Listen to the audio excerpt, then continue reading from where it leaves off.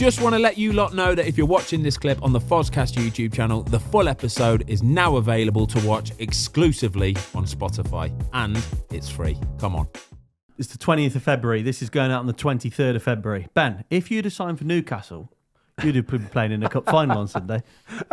The amount of Instagram messages I've got. Right, so just for a bit of context, by the way. So on Saturday evening, Newcastle were playing against Liverpool. Nick Pope got sent off. It's a horrible sending off as well. It's a comedy red card, honestly. He's come out, tried to dive header it about 40 yards out from goal, completely cocked up the header, ended up grabbing hold of the ball and pulling it in. It was painful watch, wasn't it, mate? Horrible, especially for someone that's had such a good season. I know. Feel for him, don't you? Oh, feel for him so badly. But unfortunately, that means he's going to have to miss the Carabao Cup final now. Dubravka is cup tied. Right, so... Carl Darlow's gone out on loan. Yeah, so if Man United... No, who are they playing, sorry? Man United. Yeah, so if Man United win on Sunday, Dubravka gets a medal. Oh my gosh, this is ridiculous. For Newcastle, Dubravka gets a medal. It's crazy. This is ridiculous, It's crazy, isn't it? And Karius will play as well. So you would have thought Karius or Gillespie. So Mark Gillespie's got a chance of playing as well. Either one of them two will play. But if it is Karius, I hope he does well. I really hope he does well because he's had some ridicule after what he did in the Champions League. He's killed his career a little bit. It did. Massively killed his career. And just for him, and he's still like a top pro. He needs to just go in that game and do all right. The thing with Karius is you can tell he's a top goalie. He's a top goalie. I've seen training sessions with him. He's a proper goalie, yeah? I think what's happened in that Champions League final a few years ago has mentally scarred him probably for life, wasn't it? Because he had such a downturn after that game and it really affected him, didn't it? I think he was inconsistent a little bit before that. Yeah. Getting used to the Premier League, the biggest league in the world. So it wasn't easy for him. He's not, and he was quite young at the time, wasn't he? Inexperienced. And mistakes are going to happen. It's just, obviously he's made these mistakes in the biggest time. On the biggest stage as well.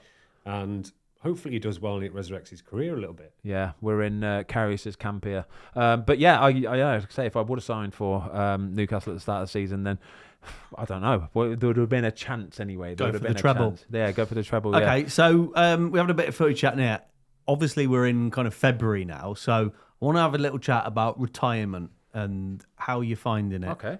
Do you miss it? And then obviously want to chat to Neil about when he retired. So. Yeah, I want to find out about your retirement as well, actually.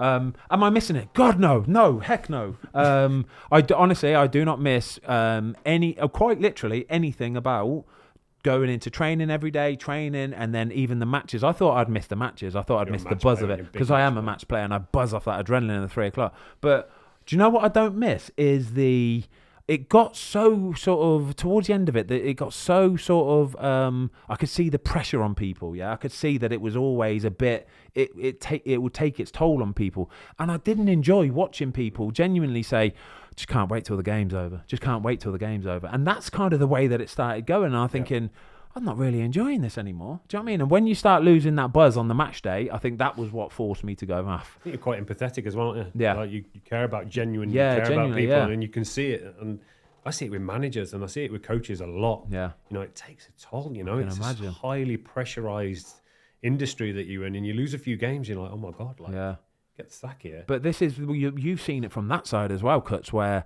that you were at Aston Villa and you're, honestly, I'm not blowing smoke at your ass here, you're one of the best goalkeeper coaches in the world. Yeah, you are, right? He's smirking, he knows it as well. Scumbag. Yeah, I am, yeah. But genuinely he is. He's one of the best goalkeeper coaches in the world. Certainly the best I've worked with, alongside maybe Dave Watson. But even you being that high caliber of what you are, know that if the manager gets sacked, and when he did get sacked, for example, Steven Gerrard, you're out the door. It's as simple as that. It's so cutthroat, isn't it?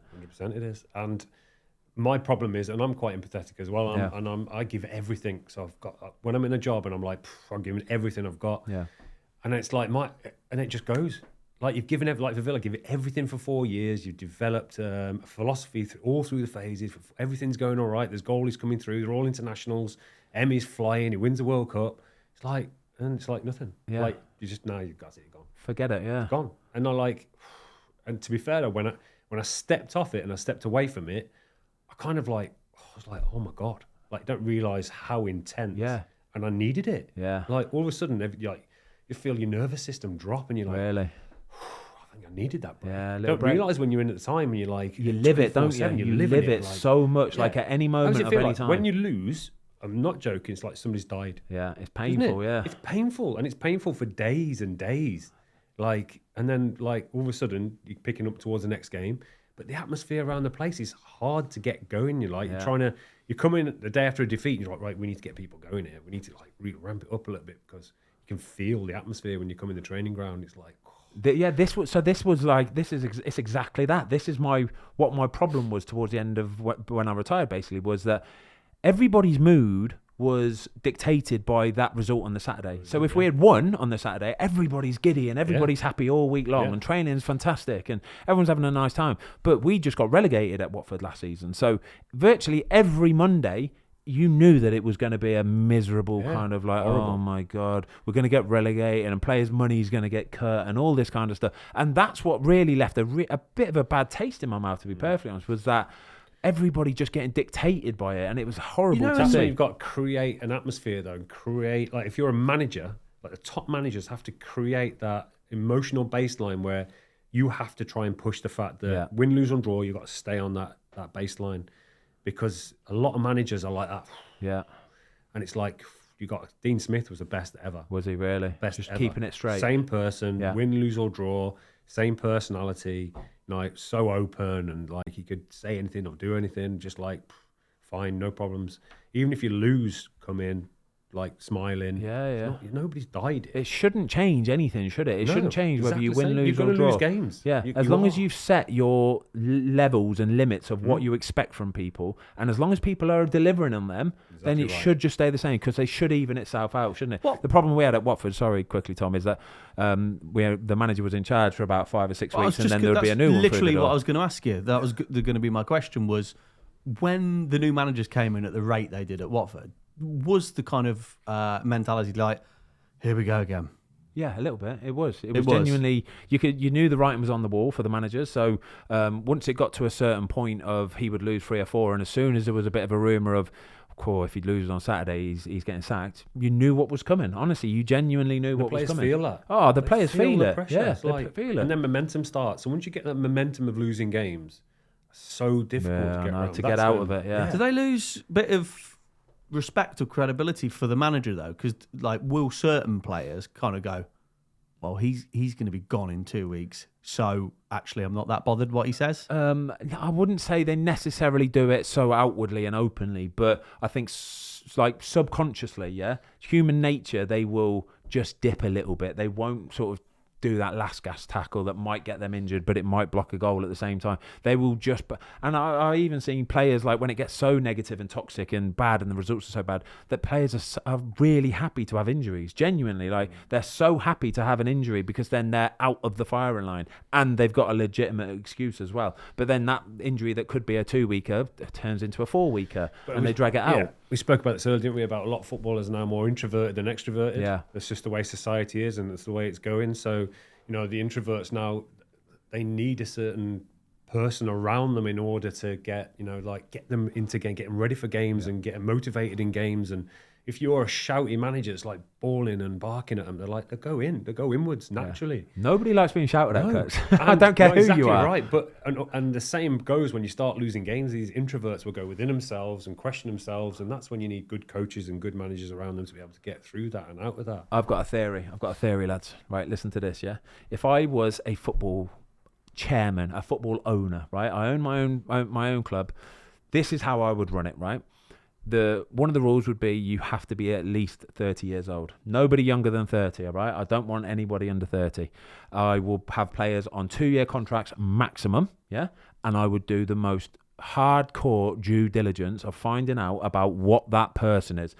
The football bit, I'm not even worried about for a second, yeah? They have to have quality. It's obvious they have to have quality, but the overriding factor has to be what they are like as a human being, first and foremost, right? And if I know they're a good egg and they mix well and they get on with people, they're talkative, they're funny, they're blah, blah, blah, and they do it properly, yeah? They will do it properly. You've got a chance of playing for my football team, right? And then when you get that many players like that, right?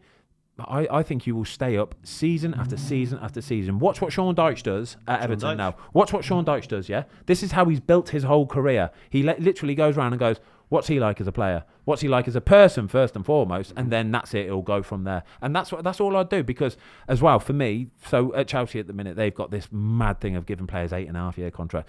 I think if you give an 8.5-year contract to a 21-year-old kid on 150 grand a week, you are just asking for it. Multi-millionaire, and his work ethic's naturally just going to be more exactly. relaxed. He might be an 8 one week, he'll be a 2 the next week, and you'll disappear and he'll miss out and all this kind of stuff. But if you have a 30-year-old player who knows that he's only got a 2-year contract and he has to keep playing for his next contract, he will continuously, reliably give you the best he's got every single week. And that's all I'll ask of my players. And I think you'll do an absolutely incredible job with this team. Thanks everybody for watching. We hope you enjoyed this clip of the Fozcast. If you would like to watch the full episode, it is now available exclusively on Spotify for free.